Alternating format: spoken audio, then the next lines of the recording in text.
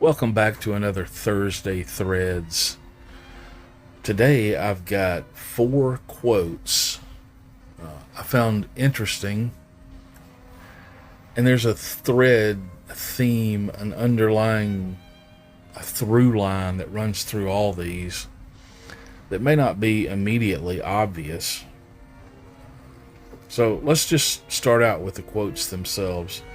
Quote number one: what do you plan to do in the land of the sleepers? You have been floating in a sea of solitude, and the sea has borne you up. At long last, are you ready for dry land? Are you ready to drag yourself ashore? Number two, it is one of the chief skills of the philosopher not to occupy himself with questions which do not concern him. Number three, where men are the most sure and arrogant, they are commonly the most mistaken, and have there given reins to passion without that proper deliberation and suspense which can alone secure them from the grossest absurdities. Number four, others indeed may talk and write and fight about liberty and make an outward pretense to it, but the free thinker alone is truly free. Looking at these four quotes, I found a common thread of awakening, a distinction between superficial engagement and genuine understanding. Seems to be the contrast between surface level existence versus deep contemplation.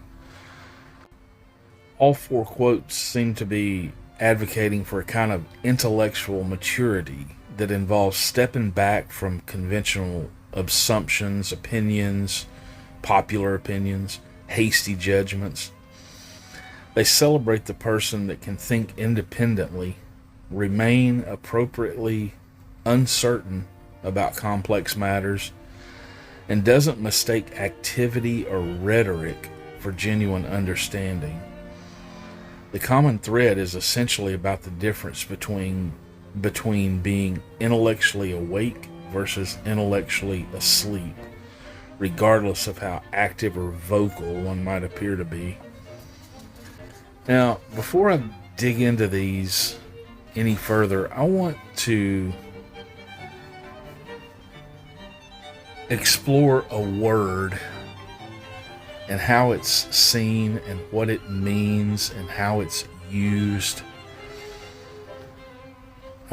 The word intellect. It refers to the faculty of reasoning, understanding, and thinking in abstract or conceptual terms. That's the definition of it. It encompasses our capacity for logical analysis, comprehension of complex ideas, and the ability to perceive relationships between concepts, seeing patterns. Unlike intelligence, which often implies practical problem-solving ability, or wisdom, which suggests, sound judgment from experience, intellect specifically relates to the mind's power to grasp abstract principles and engage in rational thought. The word traces back to Latin and its philosophical roots, intellectus, which meant understanding or perception. The root word intelligere or intelligere, to understand, to perceive, to choose between.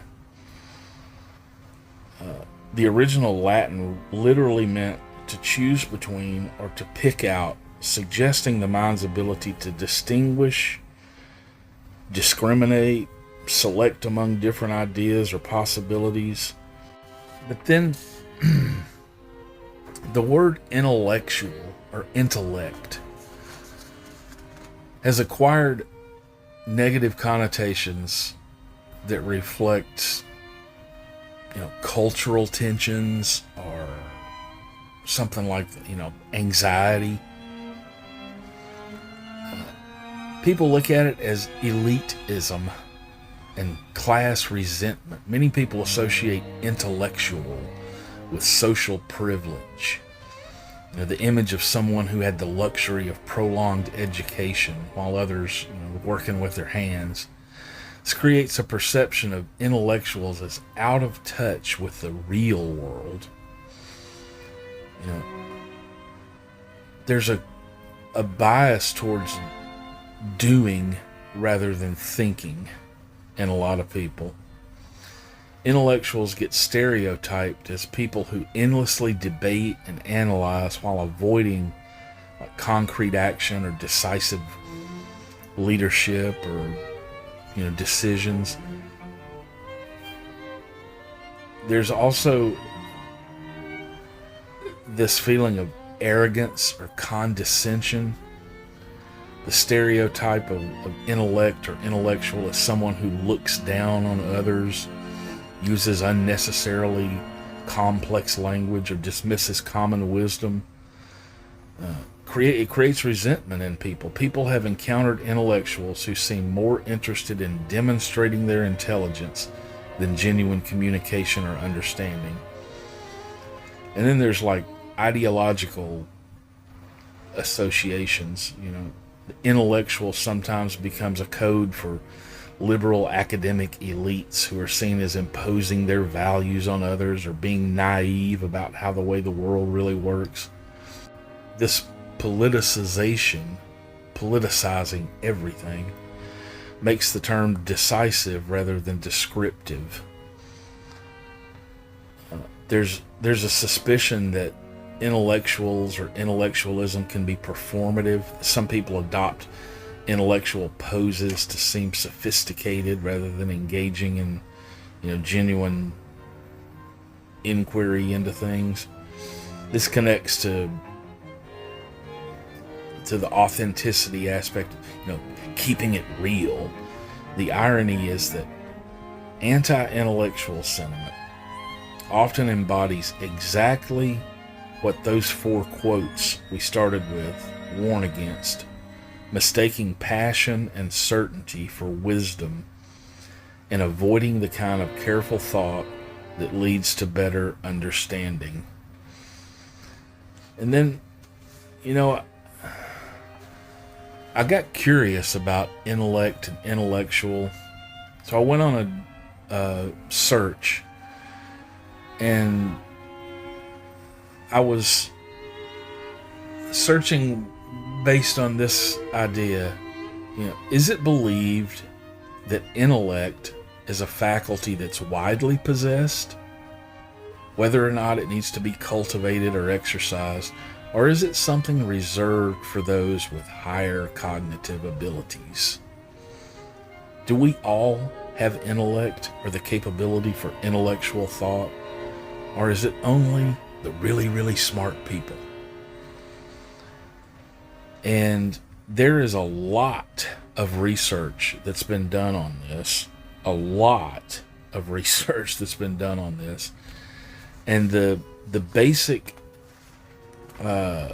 takeaway from a bunch of different papers and articles and research studies, abstracts that I read, suggests that it is a universal thing. Everybody has the capability to use their intellect. It is not something special. It is not something holier than thou. It is not any of that stuff. Everybody possesses the ability to reason. Whether or not they cultivate that or use it or abuse it or ignore it or whatever is a completely different subject. But looking down on the word intellect or intellectual or anything like that is a mistake. You are basically criticizing people because they are exercising their ability to use reason and think. And you have that same capability. You're no different. Everybody possesses that capability, short of some cognitive impairment or something like that. There are outliers to everything, obviously. But anyway, that's my little rant on how some people are going to take that word, because it's going to get used a few times in this video. Some people are going to take that word as some sort of elitist, snobbish, holier than thou thinking kind of stuff, and that's simply not what it is. So anyway, with that out of the way, let's jump into these quotes.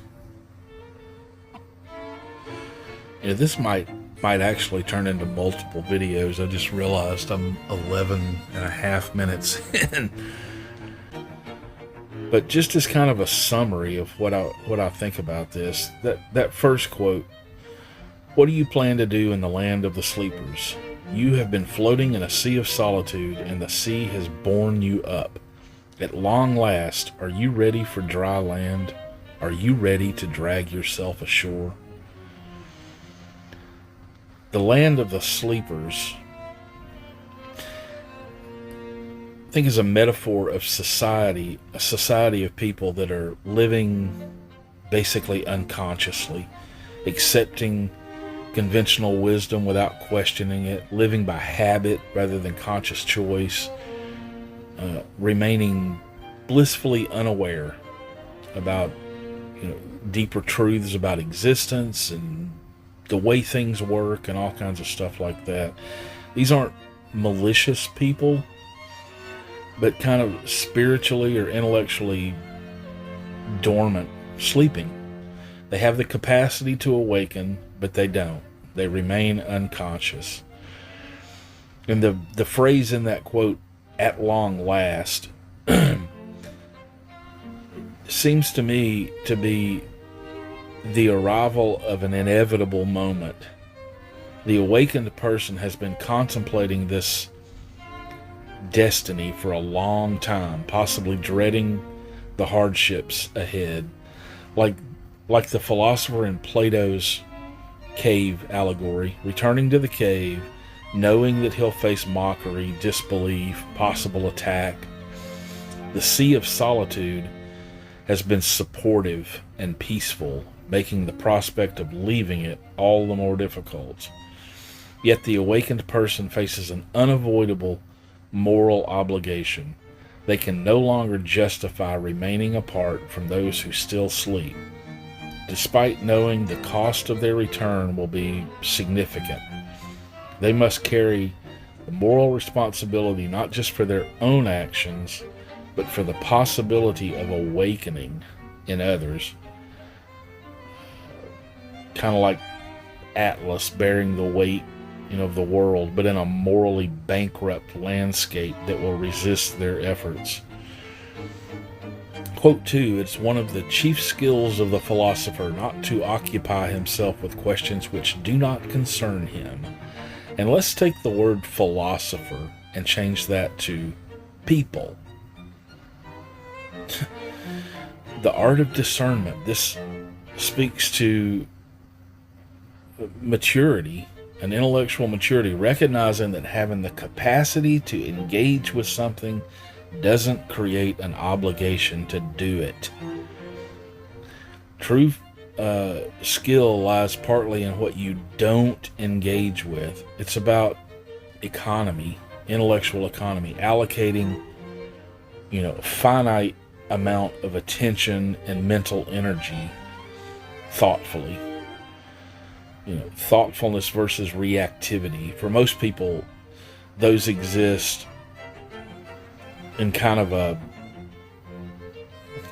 seesaw relationship, but I think more of an on-off switch kind of thing. When one switch goes up, the other switch goes down. But if you think of a seesaw, it's like thoughtfulness and reactivity are on each end of that seesaw. As one rises, the other one falls. The reactive impulse comes from immediacy and emotion, and thoughtfulness requires stepping back and accepting that something's complex. Most of us, I think, oscillate between these two states rather than holding them in tension. Like, it would take somebody that's very astute to be able to react to something immediately with a thoughtful reaction. It's either one or the other. You either react offhandedly from emotions, or you sit back and you think about it and you make a case for what it is you're trying to say. But many people mistake patience for inaction or for cowardice.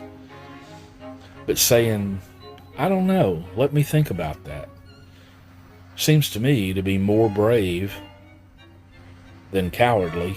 Appearing uncertain in front of others, disappointing expectations for instant answers, remaining uncomfortable with unresolved questions. The cowardly response is not the thoughtful, taking time kind of response.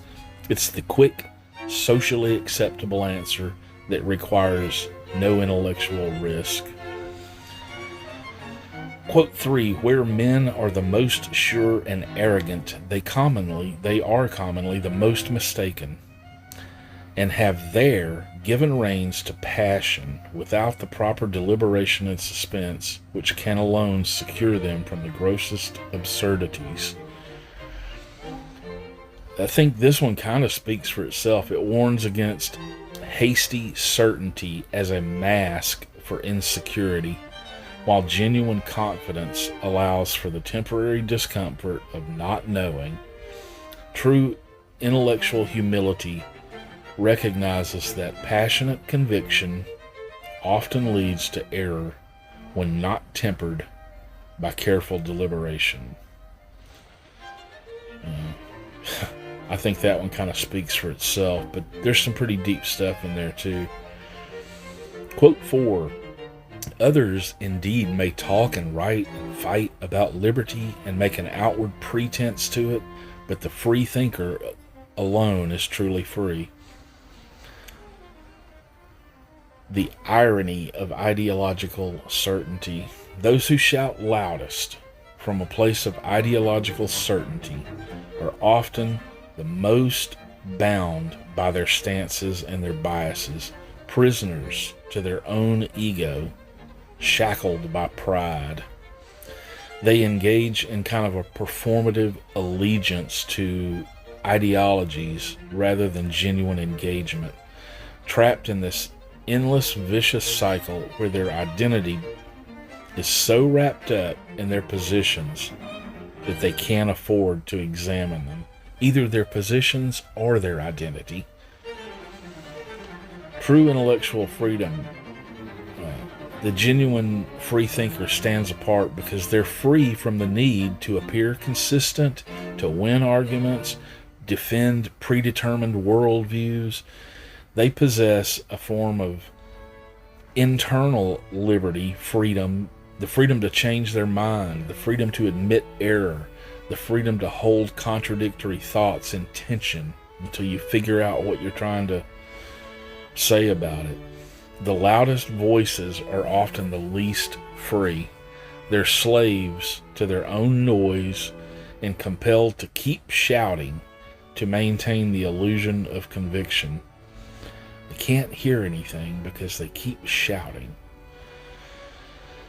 And then there's this connection to, years ago I made a video about the allegory of the cave from Plato, and it's there to be explored for you if you want to dig into that.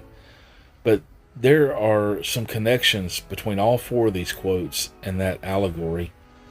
In the first quote, the awakened person is having to decide whether to return to help the chained prisoners. In the second quote, the philosopher chooses which shadows in the cave are worth investigating. Quote number 3, warning against mistaking the fire for the sun. And then, quote, for the difference between those who argue about shadows versus those who have seen the light. The prisoners are not just physically changed, but epistemologically chained. They are trapped by assumptions about what constitutes reality. Even if they were unshackled, many would refuse to turn around because they've become psychologically attached to the shadow world that they're watching unfold before them. True freedom requires not just escaping one set of chains, but developing wisdom to recognize when you're forging new ones for yourself. The ultimate bondage might very well be thinking you've achieved ultimate freedom. Anyway, I'll leave it at that for this one. I do want to dig into these 4 quotes because there is a lot to say about them. I appreciate y'all watching.